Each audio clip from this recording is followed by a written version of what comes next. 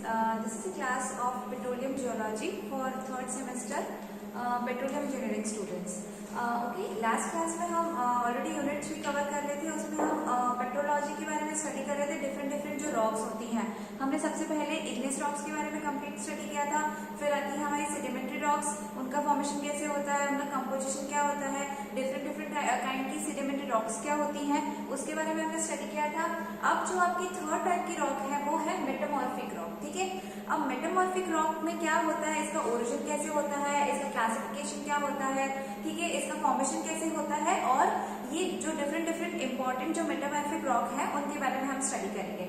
सबसे so let us start with metamorphic rock, introduction of metamorphic rock कि इसका origin कैसे होता है। ठीक है, तो first is changes in equilibrium condition. इसका मतलब क्या है, जैसे कि कोई प्री एग्जिस्टिंग रॉक है, ठीक है, जैसे कि हमारे सेडिमेंट्री रॉक्स हैं, इग्नेस रॉक्स है, क्या होगा कि उनकी जो कंडीशन होगी, जो उनका सराउंडिंग एनवायरनमेंट है, जैसे कि वो कितने प्रेशर पे वेरी कर रही हैं, उनका टेम्परेचर क्या है, उनका केमिकल कंपोजिशन क्या है, सराउंडिंग जो फ्लूइड है उसका, ठीक है, तो वो उस एनवायरनमेंट में कितने टाइम तक स्टेबल रह सकती है।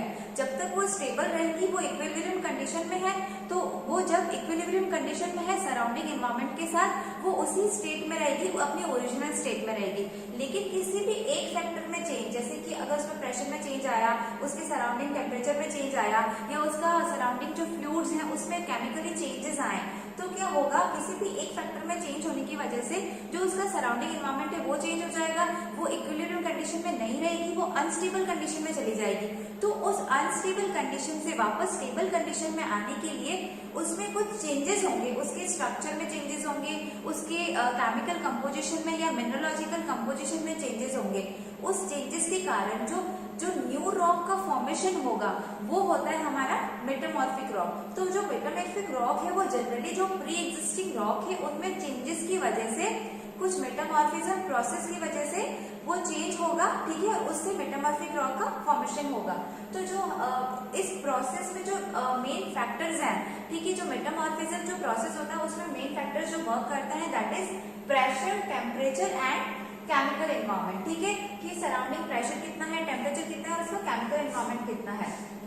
और इन फैक्टर्स में चेंजेस की वजह से जो प्रोसेस होगा उस प्रोसेस को हम कहते हैं मेटामॉर्फिज्म। ठीक है, metamorphism is a term which is used to express the process responsible for all the changes that take place in original rock। ठीक है, कि मेटामॉर्फिज्म एक प्रोसेस होता है, एक टर्म है जिसको हम कहते हैं कि ये प्रोसेस है जो कि रिस्पॉन्सिबल होता है ओरिजिनल रॉक में इन फैक्टर्स की वजह से जो चेंजेस आ जाते हैं, और उस चेंजेस की वजह से एक नई रॉक का फॉर्मेशन होता है। उस प्रोसेस को हम कहते हैं मेटामॉर्फिज्म। ठीक है, और इसी प्रोसेस के थ्रू हमारा फॉर्मेशन होता है मेटामॉर्फिक रॉक का। ठीक है, जो नेक्स्ट है आपका वो है फैक्टर्स ऑफ मेटामॉर्फिज्म। ठीक है, कि कौन कौन से जो डिफरेंट फैक्टर्स है वो मेटामॉर्फिज्म प्रोसेस को अफेक्ट करते हैं। First one is temperature. ठीक है, अब टेम्परेचर की जो मेन, टेम्परेचर की मतलब हीट सोर्सेज क्या है, तो जो मेन हीट के सोर्सेज होते हैं, एक तो हम कह सकते हैं कि जो इंटरनल सोर्स है, इसका दो टाइप के सोर्सेज होते हैं, एक तो internal heat, first one is internal heat,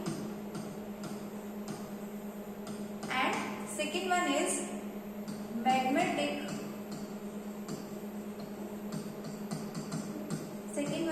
magnetic, ठीक है। जो इंटरनल हीट होती है कि मतलब जैसे कि लेयर्स का ओवरबर्डन बढ़ता रहा, बहुत सारे लेयर्स का फॉर्मेशन होता रहा, तो उस डेप्थ की वजह से जो हीट प्रोवाइड होगी, हम जितना ग्रेटर डेप्थ में जाएंगे टेम्परेचर इंक्रीज होता जाएगा। ठीक है, तो उस टेम्परेचर की वजह से जो हीट प्रोवाइड हो रही है रॉक को, वो सेकेंड जो आपका फैक्टर है मैग्नेटिक फैक्टर, मैग्नेटिक हीट। ठीक है, मैग्नेटिक हीट मीन्स की जो लावा और जिसके लावा का फॉर्मेशन हुआ, मैग्मा का फॉर्मेशन हुआ, ठीक है, लावा वॉल्केनोज के थ्रू इरप्ट हुआ, मैग्मा इरप्ट हुआ, तो क्या होगा, वो सराउंडिंग रॉक को भी कुछ टेम्परेचर अमाउंट का पास करेगा, तो उसकी वजह से जो हीट मिलेगी वो एक फैक्टर वर्क करेगा टेम्परेचर की, जैसे कि टेम्परेचर में चेंजेस की वजह से अगर हमारा जो जनरली जो रॉक्स होती है, जो प्री एग्जिस्टिंग रॉक होती है, वो बिलो 200 डिग्री सेंटीग्रेड पे स्टेबल रहती है। ठीक है, जब इसका टेम्परेचर 200 डिग्री सेंटीग्रेड से इंक्रीज होगा, ठीक है, जनरली अगर टेम्परेचर हमारा 350 डिग्री सेंटीग्रेड से 800 डिग्री सेंटीग्रेड के बीच में पहुंच गया, ठीक है, तो क्या होगा, इस टेम्परेचर के बीच में प्रोसेस होता है जो ऑलरेडी जो रॉक प्री एग्जिस्ट कर रही है, जो पहले से जो रॉक एग्जिस्ट कर रही है, उनका क्या होगा, उनके मिनरल्स होंगे वो मेल्ट होना स्टार्ट करेंगे, फिर वो रिक्रिस्टलाइजेशन होगा, उनकी केमिकल और स्ट्रक्चरल कंपोजिशन में चेंजेस होंगे। तो ये इस तरीके से हमारा टेम्परेचर फैक्टर वर्क करेगा मेटामॉर्फिज्म के लिए। ठीक है, अब क्या होता है, 800 से अगर टेम्परेचर आपका इंक्रीज हो जाता है तो क्या करता है, जो सॉलिड स्टेट होता है रॉक का, वो ओरिजिनली मेल्ट होना शुरू कर देता है। ठीक है, और मेल्ट होके वो फिर से उनको कूलिंग होगी उसकी, और उनका क्रिस्टलाइजेशन होगा। तो इस प्रोसेस से जो अगर 800 से ऊपर हो गया टेम्परेचर, और उस प्रोसेस से जो रॉक बनती है वो हम उसको इग्नेस रॉक्स की कैटेगरी में कैटेगराइज करते हैं। ठीक है, जनरली जो टेम्परेचर आपका 350 से 800 डिग्री सेंटीग्रेड से जो चेंजेस होते हैं, ठीक है, सॉलिड से सॉलिड में चेंज हो गए, तो उसको हम मेटामॉर्फिज्म प्रोसेस में कैटेगराइज करते हैं। नेक्स्ट आपका जो फैक्टर है वो है प्रेशर। ठीक है, प्रेशर के भी दो सोर्स अवेलेबल हो सकते हैं।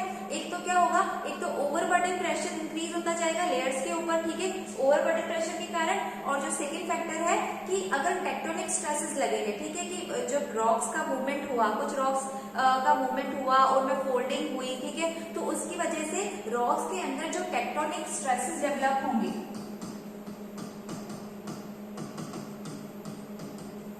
ठीक है, या तो ओवरबर्डन प्रेशर और टेक्टोनिक स्ट्रेसेस, इन दोनों की वजह से जो स्ट्रेस डेवलप होगा वो क्रिएट करेगा प्रेशर, और प्रेशर की वजह से जो चेंज आएंगे वो हमारा होगा फैक्टर्स ऑफ मेटामॉर्फिज्म। ठीक है, जो थर्ड आपका क्राइटेरिया वो है केमिकली एक्टिव फ्लूइड। ठीक है, कुछ फ्लूइड्स प्रेजेंट होते हैं यहाँ तो पोर स्पेसिस में, जैसे कि जो हमारे रॉक है, ठीक है, रॉक पार्टिकल्स में जो ग्रेन्स है इस तरीके से अरेंज्ड है, इनके बीच में जो पोर स्पेसेस है उनके बीच में केमिकली एक्टिव फ्लूइड प्रेजेंट होंगे या इसकी सराउंडिंग में प्रेजेंट होंगे। ठीक है, तो जब इसकी सराउंडिंग में प्रेजेंट होते हैं तो क्या होता है, जब इसकी सराउंडिंग एनवायरमेंट में चेंज होंगे, जैसे कि बहुत ज्यादा प्रेशर बढ़ा, प्रेशर बढ़ने से क्या जैसे कि हीट बढ़ी, ठीक है, अगर हीट बहुत ज्यादा बढ़ी, टेम्परेचर इंक्रीज हुआ, हमारा टेम्परेचर इंक्रीज हुआ, तो क्या होगा, इसके बीच में जो फ्लूइड होगा वो होगा एक्सपैंड होना स्टार्ट करेगा। ठीक है, और वो केमिकली और ज्यादा एक्टिव हो जाएगा। अब वो केमिकली एक्टिव होकर क्या करेगा, इसका जो रॉक ग्रेन्स है उसकी केमिकली जो हमारा मिनरल कंपोजिशन है उसकी केमिकल कंपोजिशन में चेंजेस क्रिएट करेगा। तो इस तरीके से हमारी केमिकल एक्टिव फ्लूइड्स वर्क करेंगे। क्या करेगा, मिनरल की जो केमिकल कंपोजिशन है उसमें चेंजेस क्रिएट करके उनको उसकी मिनरलॉजिक में चेंज क्रिएट करेगा। उससे क्या होगा, जो रॉक है उसका फॉर्मेशन हो जाएगा, वो न्यू रॉक में कन्वर्ट हो जाएगी ओरिजिनल रॉक से। तो ये एक हमारा थर्ड फैक्टर है मेटामॉर्फिज्म का। तो ये जो हमारे इंपॉर्टेंट फैक्टर्स थे, temperature, pressure and chemically active fluids, यही मेनली वर्क करेंगे मेटामॉर्फिक रॉक की फॉर्मेशन में। जो नेक्स्ट है आपका टॉपिक वो है काइंड ऑफ मेटामॉर्फिज्म। अब देखो, मेटामॉर्फिज्म में 3 काइंड ऑफ प्रोसेस होते हैं। ठीक है, first one is thermal. Thermal जो प्रोसेस होता है वो मेनली हीट पे वर्क करता है। ठीक है, इसका जो मेन फैक्टर होता है वो हीट होता है। प्रोसेस कई बार जो प्रेशर है वो कई बार वर्क कर सकता है और नहीं भी होता है। एसोसिएटेड फैक्टर होते हैं प्रेशर एंड प्रेशर एंड जो केमिकली एक्टिव फ्लूइड्स होते हैं, लेकिन जो हीट होता है वो हमारा मेन फैक्टर होता है। जैसे कि हमारी यहाँ पे प्री एग्जिस्टिंग रॉक्स थी, ठीक है, अब यहाँ से कोई मैग्मा का इंट्रूजन हुआ, ठीक है, ये हमारा मैग्मा है, तो ये बहुत ज्यादा हाई हीट पे अवेलेबल होगा। तो इसकी जो हीट होगी, इससे जो हीट होगी सराउंडिंग एनवायरमेंट में इसको मिलेगी। ठीक है, तो यहाँ की जो रॉक होगी उसको ज्यादा टेम्परेचर मिलेगा, फिर हम इस तरफ जाएंगे तो थोड़ा टेम्परेचर कम मिलेगा। अब यहाँ तक की रॉक में टेम्परेचर बिल्कुल नहीं मिलेगा, तो क्या होगा, इसमें कुछ भी चेंजेस नहीं होंगे इस रॉक में, लेकिन इस रॉक में कंप्लीटली चेंजेस हो जाएंगे। ठीक है, तो एक कंप्लीट रॉक में इस तरीके से चेंजेस क्रिएट हो गए हमारी टेम्परेचर की वजह से। तो इस तरीके से हमारा थर्मल मेटामॉर्फिज्म वर्क करेगा। अब जो नेक्स्ट है आपका डायनामिक मेटामॉर्फिज्म। डायनामिक मेटामॉर्फिज्म में क्या होता है, जो हमारा मेन फैक्टर होता है वो होता है प्रेशर। ठीक है, इसका जो मेन फैक्टर होता है वो प्रेशर वर्क करता है। क्यों, क्योंकि अगर जैसे कि ओवरबर्डन प्रेशर की वजह से जो स्ट्रेस क्रिएट हुआ या जो टेक्टोनिक मूवमेंट्स हुए हैं, कॉन्टिनेंटल मूवमेंट्स हुए हैं कोई भी रॉक का, तो उसकी वजह से जो प्रेशर क्रिएट होगा वो हमारा डायनेमिक मेटामॉर्फिज्म में आता है। इसमें क्या होता है, जो स्ट्रक्चर होता है या टेक्सचर होता है उसमें कोई भी चेंजेस नहीं होते हैं। उसके मिनरलोजिकल कंपोजिशन में ज्यादा पार्शियल या बहुत लो लेवल पे चेंजेस होते हैं, कंप्लीटली चेंज नहीं होता है। ये इसका स्ट्रक्चर चेंज करेगा जनरली। ठीक है, अब जो नेक्स्ट आपका आता है वो है डायनेमोथर्मल मेटामॉर्फिज्म। ये आपका मेटामॉर्फिक सबसे ओरिजिनल मेटामॉर्फिक प्रोसेस है और जो कि सबसे इंपॉर्टेंट है। ठीक है, इसमें क्या होता है, जो 3 फैक्टर्स है हमने जो फैक्टर्स स्टडी किए थे, temperature, pressure and chemically active fluids, ये तीनों ही फैक्टर्स डायनेमोथर्मल मेटामॉर्फिज्म में एक्टिव रहेंगे। ठीक है, तीनों फैक्टर्स के कारण जो चेंजेस होंगे वो हमारा प्रोसेस होगा डायनेमोथर्मल मेटामॉर्फिज्म प्रोसेस। ठीक है, तो ये हो गया कि हमारे डिफरेंट काइंड ऑफ प्रोसेस क्या थे, थर्मल, डायनेमिक एंड डायनेमोथर्मल। ठीक है, तो जो मेन जो काइंड ऑफ डायनेमोथर्मल जो मेटामॉर्फिज्म प्रोसेस वर्क करता है मेटामॉर्फिक रॉक के जनरेशन में, वो हमारा होता है डायनेमोथर्मल मेटामॉर्फिक प्रोसेस। ठीक है, नेक्स्ट है आपका इफेक्ट्स ऑफ मेटामॉर्फिज्म। ठीक है, अब जो मेटामॉर्फिक प्रोसेस हुआ, जो मेटामॉर्फिज्म प्रोसेस हो रहे हैं जो हीट के कारण, प्रेशर के कारण, केमिकली एक्टिव फ्लूइड्स के कारण, तो उन मेटामॉर्फिज्म प्रोसेस में जो दो मेन फैक्टर्स होते हैं वो वर्क करते हैं, वो है हमारा टाइप ऑफ रॉक इन्वॉल्व। ठीक है, कि कौन सा टाइप का रॉक इन्वॉल्व हो रहा है, वो इग्नेस रॉक्स है, सेडिमेंट्री रॉक है, सेडिमेंट्री में भी क्लास्टिक रॉक है, नॉन क्लास्टिक रॉक है, उनका मिनरलोजिकल कंपोजिशन क्या है, ये मेनली वर्क करेगा कि हमारा मेटामॉर्फिज्म किस तरीके का प्रोसेस हो रहा है, उसका रिक्रिस्टलाइजेशन कैसे हो रहा है। जो सेकेंड आपका टर्म फैक्टर है वो वर्क करेगा काइंड ऑफ मेटामॉर्फिक प्रोसेस। ठीक है, कि कौन सा प्रोसेस क्रिएट हो रहा है, थर्मल प्रोसेस है, डायनेमोथर्मल प्रोसेस है, या हमारा प्रेशर के कारण जो प्रेशर के कारण, प्रेशर बिल्ड होने के कारण जो डायनेमिक मेटामॉर्फिज्म हो रहा है, तो कौन सा टाइप का प्रोसेस लग रहा है और कौन सी टाइप की रॉक इन्वॉल्व है, यही हमारा डिसाइड करेगा कि जो मेटामॉर्फिज्म से जो इफेक्ट क्रिएट होंगे हमारे मिनरलोजिकल कंपोजिशन में, जो रॉक एग्जिस्ट कर रही है उसके मिनरल में जो डिफरेंस आएगा। ठीक है, तो वो इन मेन दो फैक्टर्स पे डिपेंड करेगा। और भी अदर्स कुछ फैक्टर्स है, उनको हम देखेंगे कि जो फर्स्ट फैक्टर है जो इफेक्ट करेगा हमारा मेटामॉर्फिज्म प्रोसेस को, जो फर्स्ट फैक्टर है वो है रिक्रिस्टलाइजेशन। ठीक है ना, रिक्रिस्टलाइजेशन में मेन जो आपका वर्क करेगा, हीट वर्क करेगा कि उसको कितना अमाउंट ऑफ हीट मिल रहा है, तो कितना अमाउंट ऑफ हीट मिलके जो हमारा मिनरल्स एग्जिस्ट कर रहा है उस मिनरल में क्या केमिकली और स्ट्रक्चरली उसके टेक्सचर में क्या डिफरेंस हो रहे हैं, वो केमिकली कैसे बिहेव कर रहा है। ठीक है, तो उसकी कंपोजिशन में जो डिफरेंस होंगे वो आएगा हमारा रिक्रिस्टलाइजेशन फैक्टर में। ठीक है, जो सेकेंड फैक्टर है वो है आपका रॉक फ्लोवेज। ठीक है, रॉक फ्लोवेज से होता है कि इसमें जो मेन फैक्टर वर्क करता है वो हमारा होता है प्रेशर। ठीक है, क्या करेगा, ये रीओरिएंट करेगा जो मिनरल्स प्रेजेंट होंगे। ठीक है, रीओरिएंटेशन ऑफ मिनरल्स,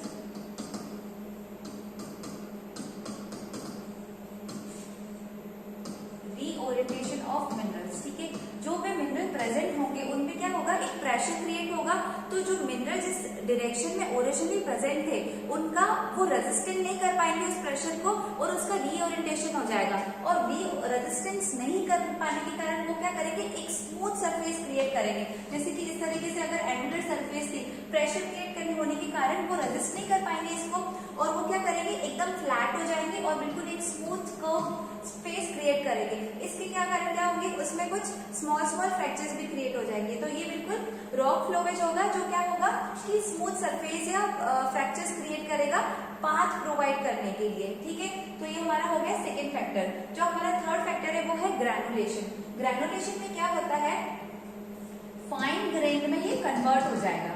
जो भी हमारे ग्रेन्स थे वो प्रेशर की इफेक्ट के कारण उनका जो ग्रेन्स है वो बिल्कुल फाइनली ग्रेन हो जाएंगे, और रॉक्स के अंदर जैसे कि हमारा मिनरल्स का जो पार्टिकल्स है, ठीक है, ये मिनरल कंपोजिशन के ये हमारे, ठीक है, ये पार्टिकल्स है, तो इन पार्टिकल्स के अंदर भी प्रेशर के कारण क्या हो जाएगा, small amount of fine fractures create हो जाएंगे। ठीक है, ये fine grains and fine fractures create करेगा, तो इसको हम कहते हैं ग्रैनुलेशन। ठीक है, अब जो हमारा जो फोर्थ टॉपिक है वो है, जो फोर्थ फैक्टर जो कि मेटामॉर्फिज्म प्रोसेस को अफेक्ट करता है वो है मेटासोमेटिक रिप्लेसमेंट। मेटासोमेटिक रिप्लेसमेंट में क्या होता है कि जो भी मिनरल्स प्रेजेंट है, ठीक है, जो भी मिनरल्स प्रेजेंट है उसमें कुछ होगा, एटॉमिक स्ट्रक्चर होगा, तो उन एटम्स में क्या होगा, एटम्स का क्या हो जाएगा, रिप्लेसमेंट हो जाएगा। एटम रिप्लेसमेंट होगा हमारा मेटासोमेटिक रिप्लेसमेंट में। एटम्स जैसे कि कुछ एटम्स बने हुए तो या तो एडिशन हो जाएगा कुछ एटम्स का, या सब्सट्रैक्शन हो जाएगा कुछ एटम्स का। तो इस तरीके से हमारा मेटासोमेटिक रिप्लेसमेंट वर्क करता है। तो वो कंप्लीटली जो मिनरल का जो मिनरोलॉजिकल कंपोजिशन, जो उसका फिजिकल कंपोजिशन होगा, केमिकल कंपोजिशन होगा, उसको कंप्लीटली चेंज। तो ये हमारे फैक्टर्स थे जो कि अफेक्ट करते हैं किसको, मेटामॉर्फिज्म प्रोसेस को। ठीक है, अब नेक्स्ट है जो आपका वो है क्लासिफिकेशन ऑफ मेटामॉर्फिक रॉक। ठीक है, तो बहुत सारे फैक्टर्स होते हैं, उनके बेसिस पे हम मेटामॉर्फिक रॉक को क्लासिफाई करते हैं। फर्स्ट वन है टेक्सचर एंड स्ट्रक्चर के बेसिस पे। सेकेंड जो फैक्टर है वो है डिग्री ऑफ मेटामॉर्फिज्म। ठीक है, जो रिक्रिस्टलाइजेशन प्रोसेस हो रहा है उसका डिग्री क्या है, कितना अमाउंट ऑफ रिक्रिस्टलाइजेशन हो रहा है, पार्शियली हो रहा है या फुल्ली हो रहा है। ठीक है, जो थर्ड आपका फैक्टर है वो है मिनरलोजिकल कंपोजिशन। ठीक है, जो मिनरल का कंपोजिशन है उसमें कितना अमाउंट ऑफ चेंजेस आ रहे हैं। ठीक है, फोर्थ फैक्टर है मोड ऑफ ऑरिजिन, कि उसका फॉर्मेशन कैसे हो रहा है, कौन से मेटामॉर्फिज्म प्रोसेस का यूज होके थर्मल हो रहा है, डायनेमिक हो रहा है या डायनेमोथर्मल हो रहा है। तो ठीक है, इन फोर फैक्टर्स के बेसिस पे हम डिफरेंटली क्लासिफाई करते हैं मेटामॉर्फिक रॉक को। ठीक है, यहाँ पे हम स्टडी करेंगे एक डिफरेंट फैक्टर है किस पे, जब क्या फॉलिएटेड जो लेयर्ड स्ट्रक्चर्स होते हैं उनकी प्रेजेंस या एब्सेंस के बेसिस पे हमने दो टाइप में जो हमारे मेटामॉर्फिक रॉक है उसको क्लासिफाई किया है। ठीक है, फॉलिएशन मीन्स क्या होता है कि अगर लेयर्ड स्ट्रक्चर जैसे कि इस तरीके से बिल्कुल पैरेलल स्ट्रक्चर्स प्रेजेंट हो, ठीक है, इस तरीके से अगर पैरेलल स्ट्रक्चर्स प्रेजेंट हो तो उसको हम फॉलिएशन कहते हैं। तो इनकी एब्सेंस और प्रेजेंस के बेसिस पे हमने दो टाइप में इसको डिवाइड किया है। First one is foliated rock. Foliated rock में क्या होता है, जो लेयर्ड स्ट्रक्चर्स होती है वो प्रेजेंट होती है। ठीक है, completely fully layered structure present होती है, बिल्कुल स्मूथ होती है। इसकी जो मेन एग्जांपल्स हैं वो है स्लेट्स एंड सिस्ट। ठीक है, जो नॉन फॉलिएटेड रॉक्स है, जो हमारा दूसरा टाइप है, उसमें क्या होता है, एब्सेंट होती है, जैसे कि हमें नाम से पता चल रहा है। तो जो फॉलिएशन होता है वो एब्सेंट होता है, मीन्स की जो रॉक्स होती है वो फुली पैरेलल नहीं होती है। ठीक है, रैंडमली वो एग्जिस्ट करती है। तो इसको हम कहते हैं नॉन फॉलिएटेड रॉक। तो जो नॉन फॉलिएटेड रॉक की जो मेटामॉर्फिक रॉक के मेन एग्जांपल्स हैं वो है क्वार्ट्जाइट, हॉर्नफेस्ट, मार्बल्स एक्सेट्रा। ठीक है, ग्रेनाइट्स में आते हैं। अब जो नेक्स्ट है ये हमने देख लिया कि इसका क्लासिफिकेशन क्या होता है ऑन द बेसिस ऑफ कि क्या क्या प्रेजेंट है। ठीक है, और उसके मोड ऑफ क्लासिफिकेशन कौन कौन के बेसिस पे कर सकते हैं कि टेक्सचर क्या है, मेटामॉर्फिज्म कौन से डिग्री का हो रहा है, रिक्रिस्टलाइजेशन कैसे हो रहा है, इस तरीके से। अब जो नेक्स्ट है आपका, हम कुछ इंपॉर्टेंट मेटामॉर्फिक रॉक्स के बारे में स्टडी करेंगे। ठीक है, तो जो फर्स्ट है आपका, ये एग्जांपल से मेटामॉर्फिक रॉक है। फर्स्ट है आपका स्लेट। स्लेट बिल्कुल ही क्या होता है, स्लेट एक काइंड ऑफ मेटामॉर्फिक रॉक है। ये क्या होता है, बिल्कुल ही फाइनली ग्रेन्ड होता है। तो जैसे कि मैंने आपको बताया कि जो मेटामॉर्फिक रॉक होती है वो प्री एग्जिस्टिंग रॉक से बनती है। तो जनरली जो स्लेट होता है वो हमारा क्ले या शेल से बनता है। ठीक है, क्ले और शेल क्या होता है, ये होता है सेडिमेंट्री रॉक। ठीक है, क्लासिक टाइप होता है सेडिमेंट्री रॉक का। जो क्ले और शेल पहले से एग्जिस्ट कर रही है, उसका किसी भी फैक्टर की वजह से अगर उसका डायनेमोथर्मल मेटामॉर्फिज्म होता है, डायनेमोथर्मल मेटामॉर्फिज्म प्रोसेस में क्या होता है, तीनों फैक्टर्स इक्वली वर्क करेंगे, प्रेशर, हीट और केमिकली एक्टिव फ्लूइड। ठीक है, तो जब क्ले और शेल का डायनेमोथर्मल मेटामॉर्फिज्म प्रोसेस की वजह से जो कन्वर्जन होता है इसके मिनरल्स में और रॉक के स्ट्रक्चर और केमिकल कंपोजिशन में, उससे जो नई रॉक बनती है वो होती है हमारी स्लेट, जो कि किसका एग्जांपल है, मेटामॉर्फिक रॉक का। तो इस तरीके से स्लेट का ओरिजिन होता है। नेक्स्ट आपका एग्जांपल है सिस्ट का। सिस्ट क्या होती है, ये इसको हम कहते हैं मेगास्कोपिकली क्रिस्टलाइन फॉलिएटेड रॉक। ये जब बहुत ही हाई लेवल पे मेटामॉर्फिक प्रोसेस हाई डिग्री पे वर्क करता है तब हमारी सिस्ट बनती है। इसका जो प्रोसेस होता है ये भी मेनली सेडिमेंट्री रॉक से बनती है, जैसे कि शेल है, शेल का मेटामॉर्फिज्म हुआ, शेल का हमारा मेटामॉर्फिज्म हुआ, मेटामॉर्फिज्म प्रोसेस से शेल कन्वर्ट हुई किसमें, स्लेट में। ठीक है, अब ये हमारी एक मेटामॉर्फिक रॉक हो गई। अगेन जब स्लेट का मेटामॉर्फिज्म प्रोसेस होगा प्रेशर, टेम्परेचर और केमिकली एक्टिव फ्लूइड की वजह से, अगेन जब इसका मेटामॉर्फिज्म प्रोसेस हुआ तो स्लेट कन्वर्ट हो जाएगी फाइलाइट में, स्लेट हमारी कन्वर्ट हो जाएगी फाइलाइट में। ठीक है, ये भी एक तरीके का मेटामॉर्फिक रॉक का एग्जांपल है। अब जब अगेन जो हमारे जो प्रेशर, हीट है वो अगेन बहुत ज्यादा इंक्रीज हो गए। ठीक है, और अगेन जब फाइलाइट का अगेन जब मेटामॉर्फिक रॉक मेटामॉर्फिज्म प्रोसेस के थ्रू ये गुजरेगा तो क्या होगा, अगर इसका मेटामॉर्फिज्म हुआ तो क्या हुआ, अगेन ये क्या बनेगा, ये बन जाएगा सिस्ट में, ये सिस्ट में कन्वर्ट हो जाएगा, ठीक है। तो इसलिए हम इसको कहते हैं कि मेगास्कोपिकली क्रिस्टलाइन फॉलिएटेड रॉक। फॉलिएटेड मींस इसमें लेयर्ड स्ट्रक्चर होते हैं, बिल्कुल थिन सेक्शंस प्रोवाइडेड होता है और वो बिल्कुल लेयर्ड स्ट्रक्चर में प्रेजेंट होती है। तो ये इस तरीके से मेगास्कोपिकली लेवल पे प्रेजेंट होता है कि शेल से कन्वर्ट हुआ स्लेट, स्लेट से कन्वर्ट होके ये फाइलाइट में कन्वर्ट हुआ और फाइलाइट में कन्वर्ट होके ये सिस्ट में कन्वर्ट हुआ। तो एंड स्टेज पे हमें सिस्ट प्रोवाइड होता है, ठीक है। तो ये दो एग्जांपल्स थे। जो नेक्स्ट में जो हमारी मेटामॉर्फिक रॉक है वो है जेनेसिस। जेनेसिस में क्या होता है, ये भी सेडिमेंट्री रॉक, जैसे कि हमारा सैंडस्टोन है, ठीक है, लाइमस्टोन है, सेडिमेंट्री रॉक से ही प्लास्टिक जो रॉक्स होती हैं जैसे शेल है, सैंडस्टोन है, उनकी फॉर्मेशन से जेनेसिस का फॉर्मेशन होता है, ठीक है। उनका जो कि मेटामॉर्फिक प्रोसेस होगा। जो नेक्स्ट है आपका वो है क्वार्ट्जाइट। क्वार्ट्जाइट किससे, मेन जो हमारा अगर प्योर सैंडस्टोन प्रेजेंट होगा, ठीक है, प्योर सैंडस्टोन का क्या होगा, या तो थर्मली मेटामॉर्फिज्म होगा उसका या डायनेमिकली। थर्मली में क्या होता है, उसमें हीट प्रोवाइड होती है, हीट की वजह से उसका इसमें जो चेंजेस आएंगे सैंडस्टोन में, सैंडस्टोन हमारा सेडिमेंट्री रॉक है, या डायनेमिकली की अगर प्रेशर एंड स्ट्रेस क्रिएट हुआ उसकी वजह से जो नई रॉक का फॉर्मेशन होगा वो होगा हमारा क्वार्ट्जाइट। जो आपका नेक्स्ट एग्जांपल है वो है मार्बल। मार्बल जो मेनली इसका फॉर्मेशन होता है वो हमारे कार्बोनेट ग्रुप से होता है, ठीक है। कार्बोनेट ग्रुप होता है वो सेडिमेंट्री रॉक का एक टाइप है, ठीक है। कार्बोनेट में जो मेनली हमारा लाइमस्टोन आता है, ठीक है, अगर हमें प्योर अमाउंट ऑफ लाइमस्टोन मिलेगा तो बिल्कुल ही व्हाइट मार्बल प्रोवाइडेड होगा। अगर जो लाइमस्टोन है उसमें कुछ इम्प्योरिटीज प्रेजेंट होगी तो मार्बल में क्या होगा, कुछ डिफरेंट कलर्स, व्हाइट के अलावा कुछ डिफरेंट कलर भी शो होंगे बेस्ड ऑन कि उसमें कितना अमाउंट ऑफ इम्प्योरिटीज प्रेजेंट है। नेक्स्ट है हमारा फाइलाइट, जो मैं आपको ऑलरेडी बता चुकी हूँ कि जब शेल या क्ले का मेटामॉर्फिज्म प्रोसेस होगा हाई लेवल पे, जैसे कि उसका मेटामॉर्फिज्म प्रोसेस हुआ वो स्लेट में कन्वर्ट हुआ, स्लेट का अगेन मेटामॉर्फिज्म प्रोसेस हुआ तो वो फाइलाइट में कन्वर्ट हो जाएगा। और नेक्स्ट है आपका एग्जांपल हॉर्नफेल्स। तो ये जो मेन एग्जांपल्स थे आपके डिफरेंट कि कौन कौन सी आपकी मेटामॉर्फिक रॉक प्रेजेंट होती है इन्वायरमेंट में। तो अब हमने पेट्रोलॉजी में हमने सारी different kind of rocks cover कर ली। 3 टाइप की रॉक होती है, igneous rock, sedimentary rock and metamorphic rock. तो हमने सबके ओरिजिन, उनका फॉर्मेशन कैसे होता है, उसके डिफरेंट एग्जांपल्स क्या है, उनके बारे में हमने डिटेल में स्टडी कर दिया। इसी के साथ आपका यूनिट 3 कवर होता है। अब नेक्स्ट क्लास में हम यूनिट 4 स्टार्ट करने वाले हैं, जिसमें हम स्ट्रक्चरल जियोलॉजी के बारे में पढ़ेंगे कि डिफरेंट स्ट्रक्चर्स क्या होती है जियोलॉजी की। Thank you.